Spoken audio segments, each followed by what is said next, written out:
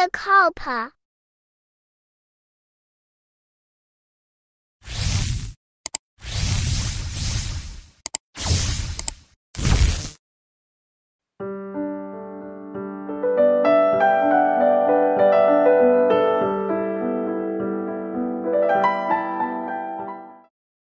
Νούμερο 1.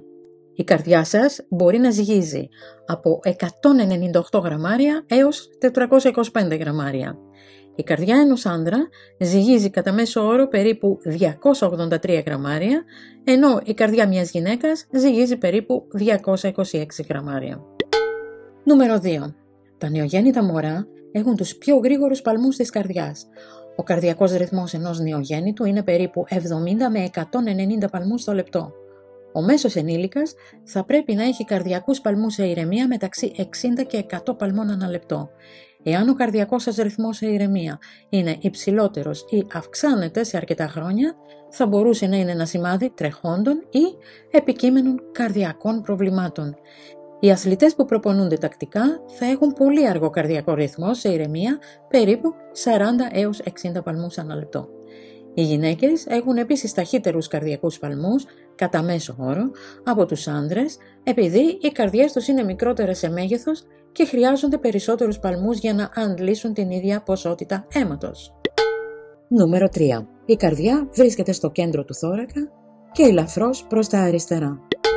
Νούμερο 4. Η καρδιά σας χτυπά περίπου 100.000 φορές την ημέρα. Ο ήχος που ακούτε όταν χτυπάει είναι στην πραγματικότητα ο θόρυβος από το άνοιγμα και το κλείσιμο των βαλβίδων της καρδιάς. Νούμερο 5.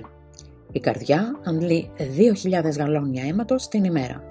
Αυτό το αίμα ταξιδεύει περίπου 12.000 μίλια μέσα από το σώμα κάθε μέρα, που είναι 4 φορές το μέγεθος των ΗΠΑ από ακτή σε ακτή.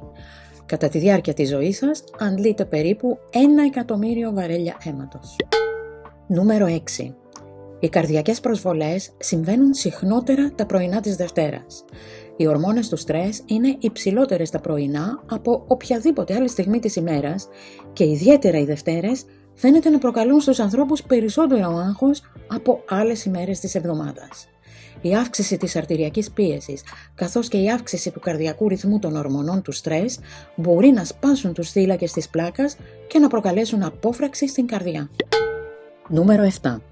Υπάρχουν 60.000 μίλια αιμοφόρων αγγείων στο σώμα σας. Εάν ένα από τα αγγεία είναι κατεστραμμένο, αναγκάζει την καρδιά σας να εργαστεί σκληρότερα για να αντλήσει το αίμα σας. Νούμερο 8. Κανείς δεν ξέρει γιατί η καρδιά συνδέεται με την αγάπη. Διαφορετικοί πολιτισμοί και ιστορικές χρονικές περίοδοι είχαν διαφορετική άποψη για την καρδιά. Η πεποίθηση ότι η καρδιά έλεγχε κάθε σκέψη και συναίσθημα ήταν η γενική πεποίθηση στους αρχαίους πολιτισμούς.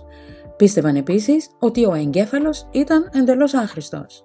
Με την πάροδο του χρόνου, η ιδέα ότι η αγάπη προήλθε από την καρδιά έμεινε στη λαϊκή κουλτούρα. Νούμερο 9. Άνδρες και γυναίκες έχουν διαφορετικά συμπτώματα καρδιακής προσβολής. Τα συμπτώματα μιας γυναίκας που έχει ένφραγμα είναι λιγότερο εμφανή από έναν άνδρα.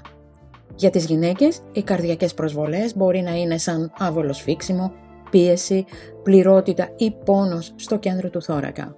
Μπορεί επίσης να προκαλέσει πόνο στο ένα ή και στα δύο χέρια, την πλάτη, τον αυχένα, το σαγόνι ή το στομάχι, δύσπνοια, ναυτία και άλλα συμπτώματα. Οι άνδρες βιώνουν τα τυπικά συμπτώματα καρδιακής προσβολής όπως πόνο στο στήθος, δυσφορία και πίεση. Επίσης, μπορεί να εμφανίσουν πόνο σε άλλες περιοχές όπως τα χέρια, ο λαιμός, η πλάτη και το σαγόνι, καθώς και δύσπνοια, εφίδρωση και δυσφορία που μοιάζει με την αίσθηση της καούρας. Νούμερο 10. Το γέλιο κάνει καλό στην καρδιά σας. Μελέτες έχουν δείξει ότι τα αιμοφόρα αγγεία σας χαλαρώνουν όταν γελάτε, κάτι που στέλνει 20% περισσότερο αίμα στο σώμα σας. Τα χαλαρά αιμοφόρα αγγεία σημαίνουν ότι η καρδιά σας δεν χρειάζεται να δουλεύει τόσο σκληρά. Νούμερο 11. Η καρδιά δουλεύει 2 φορές πιο σκληρά από τους μυς των ποδιών ενός δρομέα ταχύτητας. Χρειάζεται πολύ δύναμη για να πάει το αίμα παντού στο σώμα σας και αυτός είναι ο λόγος για τον οποίο μια δυνατή, υγιής καρδιά είναι τόσο σημαντική. Η καρδιά, που είναι ένας μυς, έχει διπλάσια δύναμη από τους μυς των ποδιών ενός δρομέα ταχύτητας. Νούμερο 12. Το φτέρνισμα δεν σταματά την καρδιά. Σε αντίθεση με τη δημοφιλή πεποίθηση, το φτέρνισμα δεν σταματά την καρδιά σας. Μπορεί ωστόσο να αλλάξει για λίγο τον ρυθμό της καρδιάς σας. Η μόνη φορά που η καρδιά σας σταματά είναι κατά τη διάρκεια καρδιακής ανακοπής.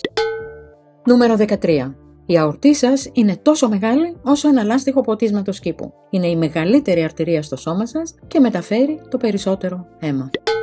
Νούμερο 14. Μια ραγισμένη καρδιά μπορεί να μοιάζει με καρδιακή προσβολή. Τα έντονα και ξαφνικά συναισθήματα θλίψης μπορούν να μοιάζουν με τα συμπτώματα μιας καρδιακής προσβολής, γνωστό και ως σύνδρομο ραγισμένης καρδιάς. Οι ορμόνες του στρες απελευθερώνονται στο σώμα και μπορεί να προκαλέσουν πόνο στο στήθος και δύσπνοια. Ευτυχώς, με λίγη ξεκούραση, η καρδιά σας θα αρχίσει να νιώθει φυσιολογική. Το σύνδρομο ραγισμένης καρδιάς ή αλλιώς μυοκαρδιοπάθεια από στρες αποτελεί μια αναγνωρισμένη πλέον καρδιακή πάθηση που μιμείται την καρδιακή προσβολή. Εκδηλώνεται δηλαδή με έντονη πίεση στο στήθος, δύσπνοια και ξαφνική αδυναμία, συμπτώματα που ταιριάζουν σε μια καρδιακή προσβολή. Το σύνδρομο επισημάνθηκε ως ξεχωριστή παθολογική οντότητα στις αρχές της δεκαετίας του 90 από Ιάπωνες ιατρούς και αρχικά έγινε γνωστό σαν νόσος Τακοτσούμπο, λόγω της ομοιότητάς του σχήματος της πάσχουσας καρδιάς με το ομώνυμο εργαλείο των Ιαπώνων για το ψάρεμα χταποδιών. Νούμερο 15. Μερικά τριχοειδή αγγεία είναι 10 φορές μικρότερα από μία ανθρώπινη τρίχα. Τα τριχοειδή αγγεία είναι τα μικρότερα αιμοφόρα αγγεία του σώματος που συνδέουν τις μικρότερες αρτηρίες με τις μικρότερες φλέβες. Το οξυγόνο και το διοξίδιο του άνθρακα ανταλλάσσονται μεταξύ των πολύ λεπτών τυχωμάτων των τριχοειδών αγγείων. Νούμερο 16. Τα άλογα μπορούν να αντικατοπτρίζουν τον καρδιακό ρυθμό ενός ανθρώπου. Μία μελέτη έδειξε ότι ένα άλογο μπορεί να μιμηθεί τον καρδιακό ρυθμό του ατόμου που το αγγίζει. Μαζί με τους σκύλους και τις γάτες, τα άλογα έχουν προσθεθεί στη λίστα των ζώων που ανταποκρίνονται συναισθηματικά στους ανθρώπους και μπορεί μια μέρα να χρησιμοποιηθούν για την ανίχνευση των ορμονών του στρες στους ασθενείς.